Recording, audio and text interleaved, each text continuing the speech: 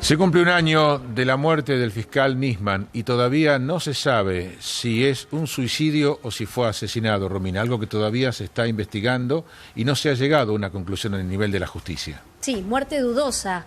Hasta el momento es lo que dice la carátula. Hoy por hoy está en poder de la jueza Palmagini, la fiscal Fein fue apartada de la causa y nuevamente tiene secreto de sumario. Se estima que la jueza, luego de un receso vacacional de unos cuantos días, va a comenzar a tomar nuevas medidas a partir del 4 de febrero. Y esperemos que a un año de la muerte del fiscal podamos finalmente saber si se suicidó o si lo asesinaron. Y el gran problema es que con el tiempo la verdad puede escaparse, ¿no? Porque justamente lo que necesita a veces para eludir a la justicia la verdad es el paso del tiempo. Estamos con el perito Carmelo Napoli. Buen día, ¿cómo le va? Buen día, ¿qué tal? ¿Cómo está? La primera pregunta que quiero hacerle, ¿podemos dividir la causa Nisman en una cuestión política y en una cuestión científica? Sí, indudablemente que los hechos han demostrado que esta causa, esta mega causa, tiene una vertiente política muy manifiesta y también una vertiente de la investigación científica propiamente dicha, que por cuestiones tal vez de la propia contaminación del hecho en sí mismo, en todos los aspectos, no sea la contaminación del lugar del hecho, sino de la propia investigación, han obstruido de una manera sistemática por todos los aspectos políticos que están involucrados, para que la verdad o la realidad de los hechos, a un año de haberse producido, no se pueda determinar fehacientemente qué fue lo que realmente ocurrió con la muerte del fiscal Nisman. Usted habla de la palabra contaminación. Vamos a la escena del hecho. Aparece una persona tirada en un baño con un balazo en la cabeza. Para evitar esa contaminación que usted dice, ¿quién o quiénes tienen que ingresar a ese sector y bajo qué condiciones?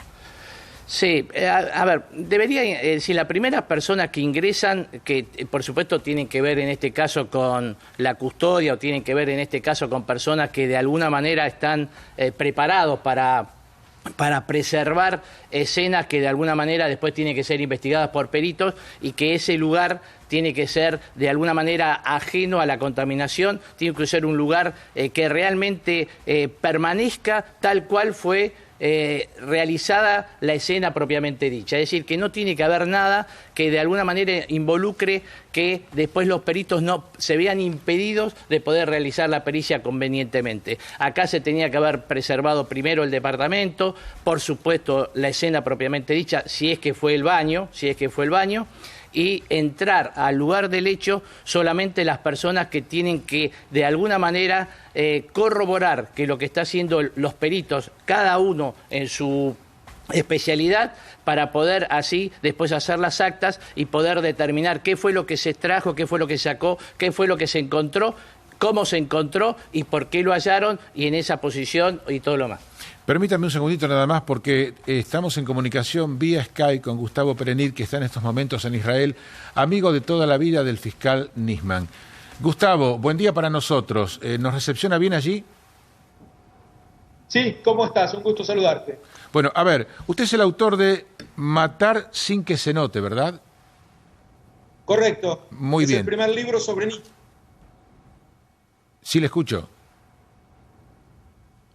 Gustavo, ¿puede escucharme? Sí. Perfecto. ¿Vos a mí? Sí, puedo escucharlo perfectamente. Quiero que me cuente en ese libro qué es lo que usted destaca acerca de la vida de su amigo y del fin que tuvo el fiscal Nisman. El libro intenta mostrar una carrera profesional brillante de alguien que encontró en el caso AMIA la misión de su vida y casi cinematográficamente pasa de ser un fiscal menor de un suburbio de Buenos Aires a transformarse, diría, en un héroe nacional, una persona idealista, profesionalmente impecable, que intenta por todos los medios llegar a la verdad, aun cuando le tocó un caso que durante 10 años había sido objeto de permanentes encubrimientos y de borrar cassettes y de sobornar testigos y de fraguar un juicio contra supuestos perpetradores que eran una banda de policías que no tenían nada que ver con el atentado.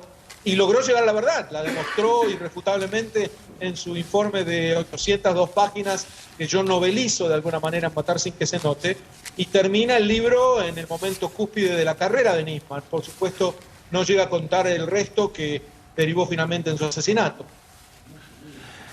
Primera pregunta importante, ¿por qué lo escribe a modo de novela? Me pareció que era más llevadero. Yo lo llamaría es una crónica novelada, porque todos los hechos que relata son verídicos, tal cual como ocurrieron. Los personajes, salvo uno o dos, son absolutamente verídicos, y eso que hay muchos, los pongo con sus nombres propios, sin modificar nada. Y me pareció que para leer de modo aburrido lo que había ocurrido, bastaba con el informe legal de Nisman. La gente no lee un informe legal de 802 páginas, por más que sea muy rico en contenidos. Y me pareció que novelizarlo iba a ser una manera de darle un dinamismo que atrajera a más lectores. Por suerte, se cumplió esa suposición. Sí, Gustavo, ¿y cómo llega a esos documentos tan importantes que usted plasma en esta novela? Mira, si no hubiera sido por la ayuda de Alberto, obviamente me habría demandado 10 años más escribirla. El hecho es que yo había comenzado a llevar a mis grupos de estudiantes a la UFI para que conocieran de cerca cómo se hacía un trabajo profesional legal de primera jerarquía que había llevado a un prestigio muy grande a la justicia argentina. Y después de llevar a varios grupos y de que escucharan las clases magistrales que daba Nisman y respondiera a las preguntas que le hacían los jóvenes, me di cuenta que esto era dado para un libro, no solamente para llevar estudiantes. Se lo dije a él, respondió entusiasta, y por lo tanto a partir de entonces empezamos a vernos con una frecuencia de 2 o 3 veces por semana, en la que yo le pedía información, él todo lo que podía me daba, me ayudaba, me ponía en contacto con la gente necesaria para conseguir esa información, y es lo que me permitió redactar finalmente el libro. Gustavo, ¿en algún ¿Hola? momento usted, en función de su contacto con Nisman, notó que podría tener a futuro alguna conducta depresiva o suicida? Mira, no quiero hablar, digamos, exagerar en la definición, pero creo que cualquier persona que lo conoció te diría, Nisman era lo opuesto de eso. Era un tipo hiperkinético, muy entusiasta con lo que hacía, casi obsesivo a veces con su trabajo, con sus avances en el trabajo. Realmente un patriota además, porque él lo consideraba una misión que iba a llevar a la Argentina a un plano de prestigio internacional, porque era el primer país que iba a lograr vencer al terrorismo por vía legal, lo que era un poco ingenuo como objetivo, pero sin duda era el ideal de Alberto, y estuvo así hasta último momento. Estoy en contacto con mucha gente hasta último momento preparando el informe que iba a traer al Congreso, etcétera. Así que aquellos que quisieron desprestigiarlo y ensuciarlo y que no tuvieron ningún escrúpulo en buscar distintas formas de hacerlo, incluyeron también la idea de que el tipo era un poco o depresivo o desequilibrado, y lo que a todas luces puede ser refutado. Ustedes hablaban antes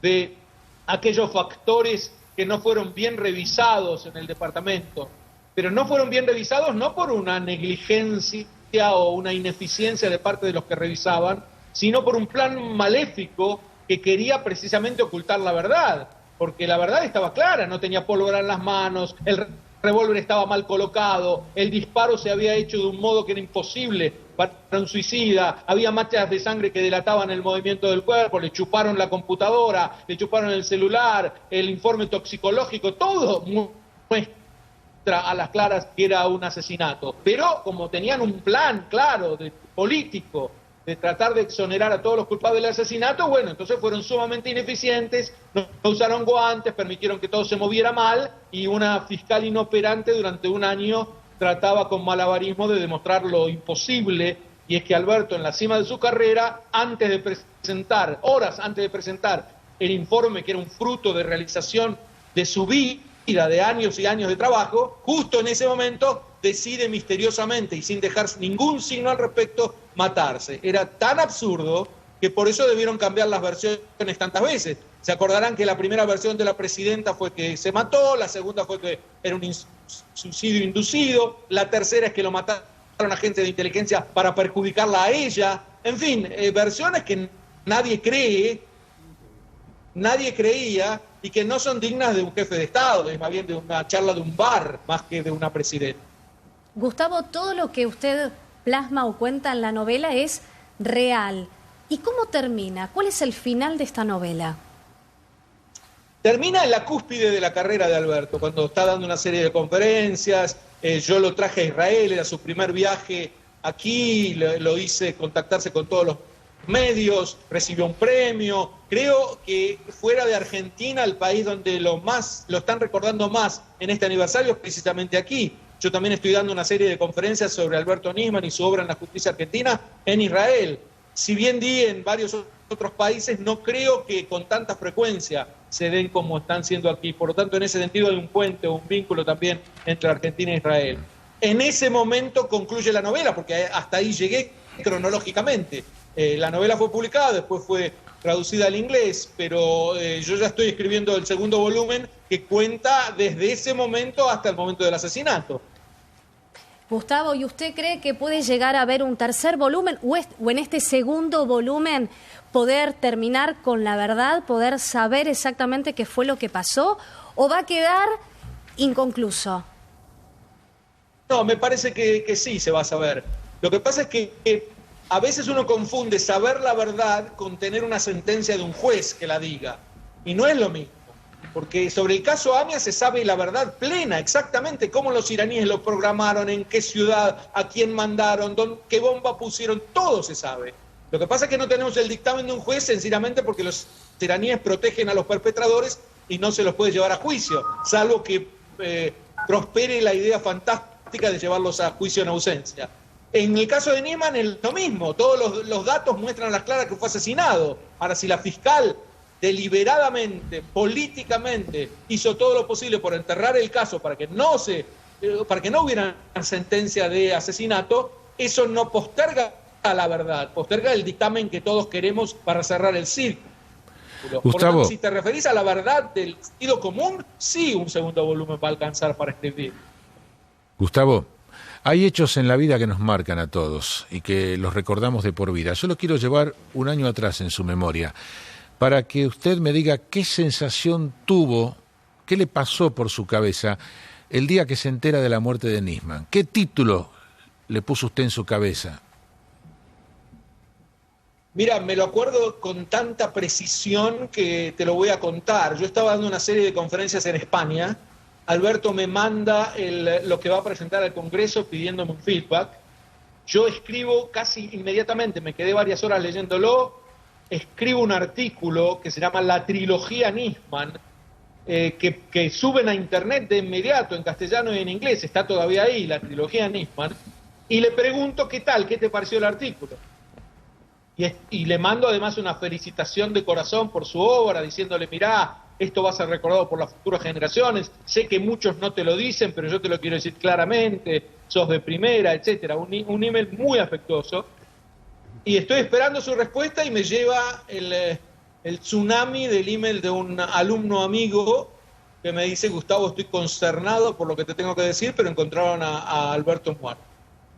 Te digo que quedé, no sabía muy bien qué hacer, estaba bajo la nieve en Madrid por partir al aeropuerto para tomar mi avión de regreso. Me acuerdo que atiné a escribirle un email rápido a mi esposa y las lágrimas caían sobre el teclado.